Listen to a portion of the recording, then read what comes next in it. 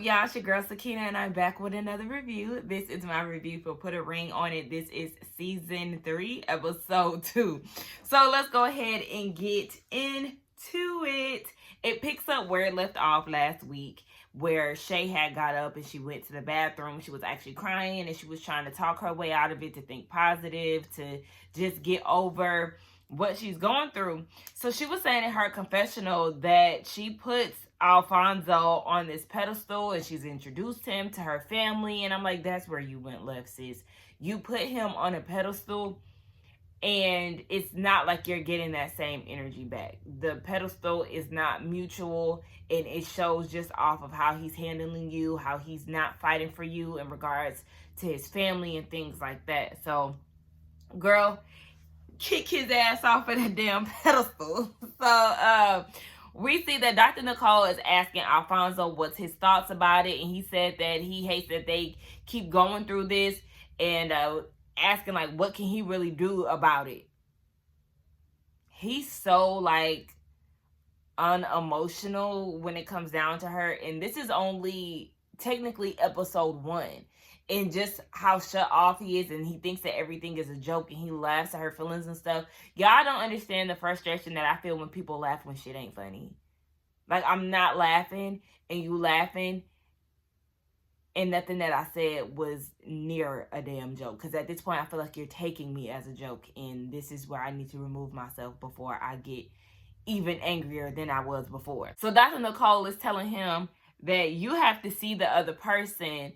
That way, the narrative can be turned so they won't have to lose so you can win. But I don't think what she's saying is not going to register to him. I don't think, because he does take everything so light and takes it as a joke. I really don't feel like he sees her or is considerate of her feelings. So I feel like a lot of stuff that Dr. Nicole says is really going to go into one ear and out the other. So we start talking about Charlena's date. I think that's how you pronounce her name. I spelled it a particular way just so I can get used to saying it. Charlena. Okay, we start talking about Charlena's date. And she was saying he was easy to talk to, and she loved the fact that he does athletic things. So Dr. Nicole tells Dr. Nicole about the whole flower incident, and he thinks that it was disrespectful and that she should know better. I'm so sick of Otis Davis. That's what I'm calling his ass. Otis Davis, since he looked like Otis. Oh my gosh, from wearing that mask at work all the time, it made the back of my ear sore, and I didn't realize that. I just so happened to touch back there. Oh my gosh. Anyway, yeah, he thought it was disrespectful and that she should know better. And Charlena was like, yeah, he also told me to take a shower. Like, I felt like that was very mean and that was disrespectful. And, you know, Dr. Nicole is looking like, what do you mean by that? Take a shower? Excuse me? It's very funny now that he's trying to soften it up and trying to make it seem like, oh no, she was working out and I just felt like the energy was bad. Like, she just needs to take a shower. No, you were saying that as if she just got back from doing some inappropriate stuff and now you feel like she's dirty. Like, go ahead and wash that nigga off of you. You know exactly what tone and how you was trying to make your point across. Like, don't try to sit here and soften it up now because you're a mixed company and in front of people that are going to judge you for what you said. Baby, we can run them tapes back and we know exactly what kind of context you put it in. So Charlena said, yeah, she didn't get that vibe at all. She felt nasty. And Dr. Nicole said that you saying these type of things is given that you're trying to be dominant because of your insecurities. I said, thank you. Clock him, because that's exactly what it was. He's a liar, and that's very alarming to me. So we started talking about Shorty's date. And Shorty said that Hollywood was very easy to talk to. And Dr. Nicole was asking, okay, so what makes Hollywood so easy to talk to and so difficult within your relationship? The communication so difficult in your relationship. And she was saying that she always tries to put the communication out there. So it's not on her end. It's more so Ken's end. And she starts to cry because she's like, maybe I'm forcing him to be someone he's not. Whereas it's so easy for me to talk to Hollywood because that's just his personality and that's who he is. Of course, Ken starts feeling some type of way because, you know, he feel like he putting forth effort, but obviously you're not. So, Shorty then goes into what happened that we didn't see on camera. He actually threw the necklace that Hollywood gifted her off the balcony, took her phone, locked himself in the room for hours, and was going through her phone, reading her text messages, seeing the conversations that she has with her friends about him. And I just felt like that is too much. I don't like when people invade privacy. I'm not one of those girls who want to go through people's phones and things like that. I feel like he just took it way too far and he did way too much. So he was in his feelings about that. Now, he did admit that he does lack a bit of self-confidence because he was thinking about how quickly things can turn. But I'm still like, that is childish behavior. That is the ultimate no. But we'll talk about him further in a minute. So Dr. Nicole tells all of them, like, do y'all want to meet on the mat, tussling, fighting? Or do y'all want to meet at the table where y'all are more expressive in your feelings and telling them what it is, telling your partner what it is? So it's basically on some nobody wins when the family feuds. Y'all need to work it out as adults. Come to the table. Join the red table talk, okay? Put it all on the table and talk it out. So she asked if they wanted to go on second dates. And Charlena said no. Shay said no, and Shorty does want to go on a second date with Hollywood because she's just going with her heart. And Ken, he just feels like it's easy to have combos like that when you're first meeting somebody because you're basically getting their representative. And I totally understand what he means by that. He wasn't lying when he said that, but it's like, let her go on her second date with Hollywood. I just really feel like, I don't know, for some reason, I feel like Shorty is going on a date with Hollywood because it is Hollywood.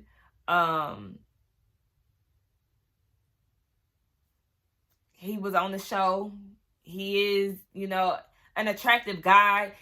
Am I attracted to Hollywood? No. I feel like if I was to see him out in public, I'd be like, oh, he's cute, but like that's the start and the end of it. He's not somebody that I would gravitate towards.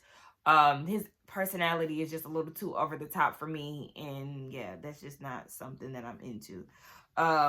So yeah. Anyway, moving on. Ken and Shorty, they get in the car, and she's like, yeah, I want to go on a second date with Hollywood because it's just a lot more positive compared to what she's been getting with Ken lately.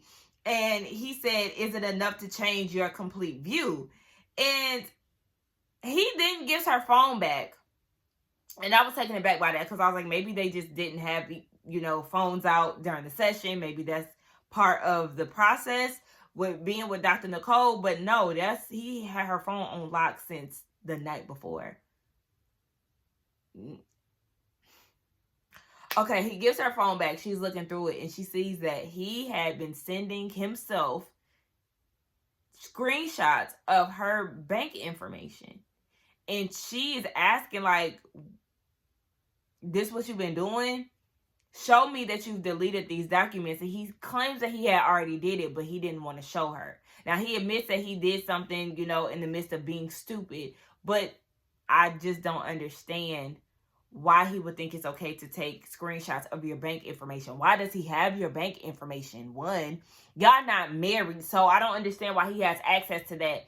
You shouldn't have your password saved for your bank app information. Like, it's just like all of these questions that start going in my mind. So I'm wondering, like, what the fuck was the reason? What did you do with these screenshots? Like, what's going on? And I felt like it would be a wrap for me.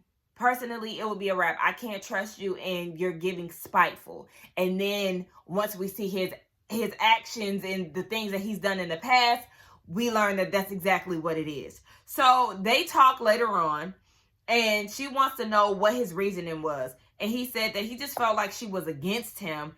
And she said that she was nervous that he was going to use that continuously over her head to have some type of leverage.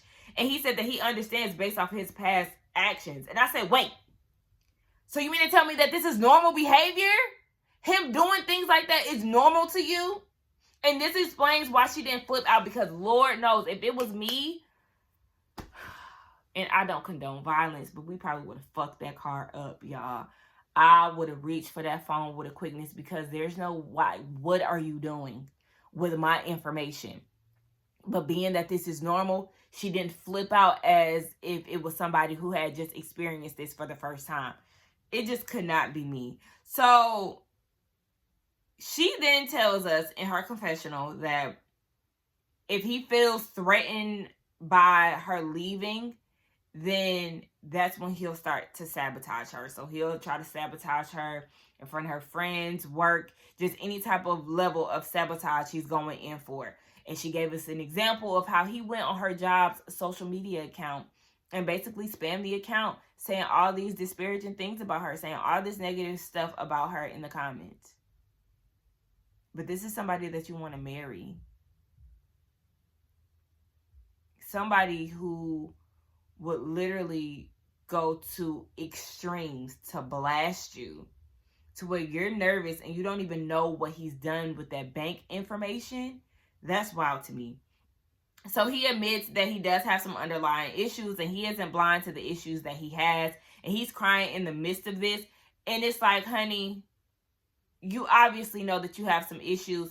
You need to seek therapy and you need to do it alone. Y'all need some time apart to get, shit, really, I wouldn't even want to have a second chance with him because at this point, baby, you're done. Like, I just could not. How could you feel comfortable going to bed with somebody like that, knowing that they have such a shiesty way about them? Like, they would literally try to damage you to keep you from getting with anyone else. It's scary. It gives, if I can't have you, nobody else will. Moving on. Otis goes on his date. We see his date, Cherie. She's very pretty. A very pretty woman. Char is nervous because Otis is petty as hell. So she feels like he would do something just to get back at her. She said that he does things out of anger. So he goes on this date with Cherie. And he's a little disappointed that she didn't show skin on the first date. She's covered up. And he said that shows a level of maturity. It will work in the long run. But I guess while he's trying to chase her, he wants a little bit more skin. Something that he feels like he can work with. Again, red flag. Because it's giving that you're going to try to change her down the line. It was okay when you was trying to get me, but now that you got me, you want me dressed like a nun. It's giving the mentality that men who date strippers have. You know, like, oh yeah, you met me in a strip club, I was shaking ass, I was doing this and that, but now we're together and now all of a sudden I'm a hoe or I'm whatever, you know, you shaming me for dancing in the club, but that's where you met me at. No. They start talking about their college experiences. He's a chef. Y'all know I love a man that can cook, baby. I love me a chef. Too bad he got a shitty ass attitude and I don't see it for him. Fuck all of that. He said that he looks for loyalty and respect in a woman and of course attraction, but that fades over time. He also wants to see how she carries herself, because she is a representation of him, talking about the woman that he's into. And she said that she has dated a lot casually, you know, here and there. If it doesn't work, she'll move on. And she's looking for a man that can lead and a man that she can support. He likes the fact that she knows what she wants. And later on, he goes home. Mind you, they went to like some cake decorating class. So, he goes home. He shows up with a cake with some flowers on it. And Char felt like he was trying to be funny because he threw away her flowers. And he was like, nah, they gave us this and we just put it on top of the cake. So she wanted to know about the date. And he was like, yeah, I did hug her. I gave her a side hug. And she was like, I think it's interesting. I don't have a problem with the hug, but I think it's very interesting that you did hug her because when I hugged my date, you found that as an issue. So now he feels like basically all bets are off since she broke boundaries and all of that. And he even tried to go down the route of doing the no boundary situation. And if I'm not mistaken, that's what Lex and Darius did last season. And we see where them boundaries had got them. Ain't they the ones who went off of the no boundaries? I think they were. But like I said, we know how that ended. But she was like, okay, I feel like you trying to test me. He was like, okay, I'll go ahead and stick with the boundaries. I don't trust him. I don't trust him in the slightest. He is an absolute no. So, we moving on to Alfonso's date, child. He trying to get Versace down to the socks. all this jewelry. He's one of those flashy dudes. It's just like, I cannot stand dudes like that whatsoever. But he getting all dressed up and excited for this date. And Shay was saying that he never even tried to see if she was okay, after their whole thing with Dr. Nicole, or maybe she was talking about when she was in the bathroom or whatever. But bottom line, whatever it was, he never tried to see if she was all right. And he was like, he was upset himself. He was trying to figure out why she's so upset right now. And I'm like, the audacity of you to even question her emotions at that time. Like, that's just so weird to me. So he didn't think that she would get emotional about the whole mom situation. Okay. And he feels like she needs to be the one to actually talk to his mom. Why should I have to address your mom? That's your mom. You're supposed to be the one that's taking the lead on that and letting her know how serious you are about her. We get introduced to his date, Chantel. Face, beautiful. Hair and outfit, fuck no. Girl, I don't know what kind of 70s spin you was trying to give, but it was a no. You could literally see her bra under her shirt. Girl, did you not learn Instagram hacks where you loop the shirt through your bra and you tie it up that way? Like, girl, it was just giving a loose mess. No, ma'am, I don't know. That 70s inspiration was a hell no. She knocks on the door. Shay cracks it open. She finally lets her inside. And Chantel went to go, shake Shay's hands. She didn't want to shake her hand. I thought that was very rude. That was a immediate no for me. And that's where shit just started going downhill. Now, Alfonso told Chantel to let's go, but he said, let's go, baby. And I did feel like that was disrespectful. Don't try that. Address her by her name. He knew exactly what he was doing when he did that. So Chantel tells her, like, you're very pretty. Shay ignores that. Didn't like that. She then tells Chantel that she needs a safety pin. And Shay was like, what's her name? Chantel was like, I don't have one. And Shay was like, all right, well, let me get you one. And Chantel was fair game. She was like, all right, get me together. Like, that's okay.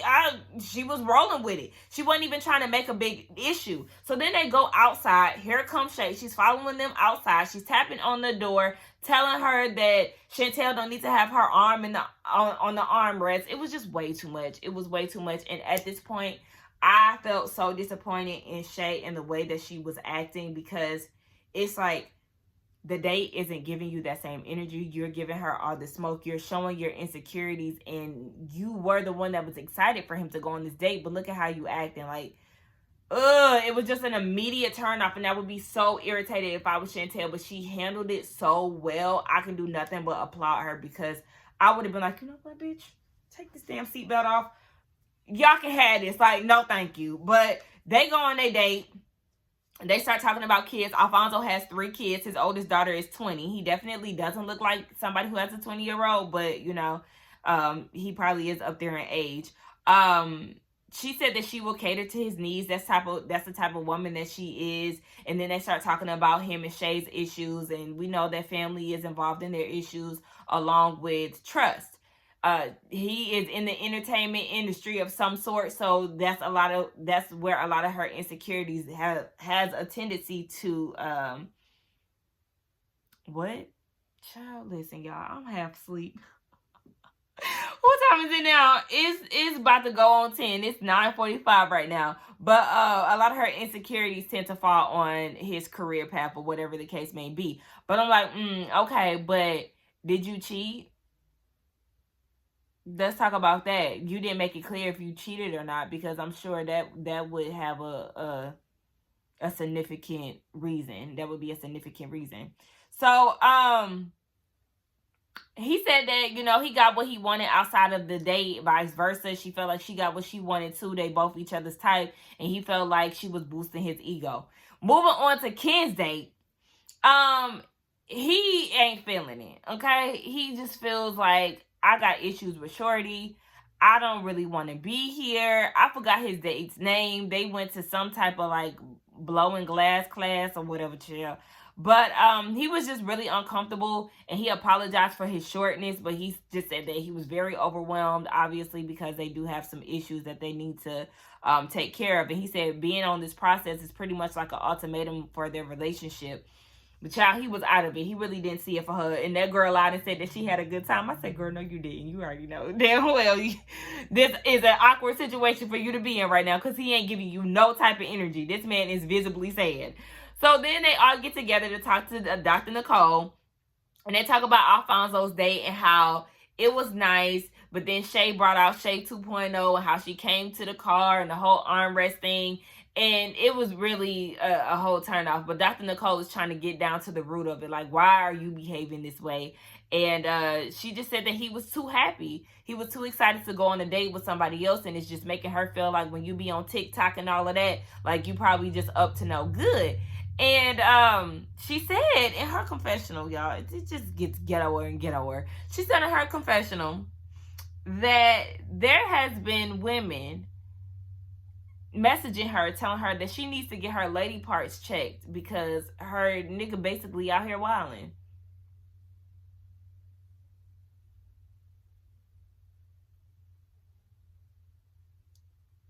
You get messages from women telling you that you need to go to your local OBGYN because your man is out here wilding. And this is somebody you want to be with, sis? Shay, please stop it. Y'all need to go ahead and leave these men, like literally all three of y'all, all three of y'all.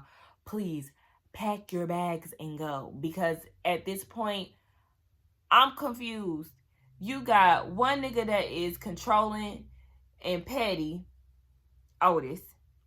Then you got another dude who laughs at his girl's emotions, doesn't feel like she's important enough, even though she's his end all be all, his words.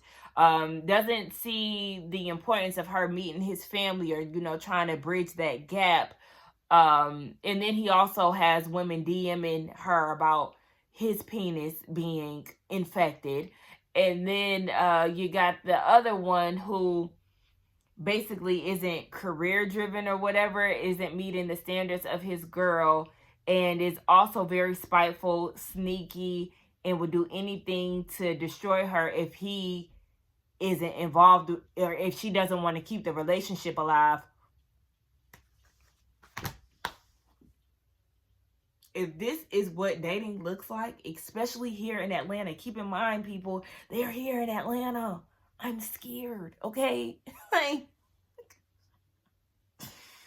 Oh my gosh, this is a mess. Like, this is a whole mess. And the episode had ended there, but I don't understand it. I just feel like I'm very worried for the women of this show, but I'm really nervous for Shorty. And that's because ain't no telling what this man will do if he gets mad. And like I said, that's very scary. He's building up a case against you just in case you try to leave him. He was sending himself your bank information, and he's done this before. Like, how do you get past that? Like, I seriously could not get past that. I'm really scared for Shar too, because I really feel like that man is very controlling. Yeah, like, no. Anyway, y'all let me know what y'all thought about this review. Let's get down in the comments and talk. Don't forget to like, comment, and subscribe to my channel. And I will see y'all in the next one. Bye.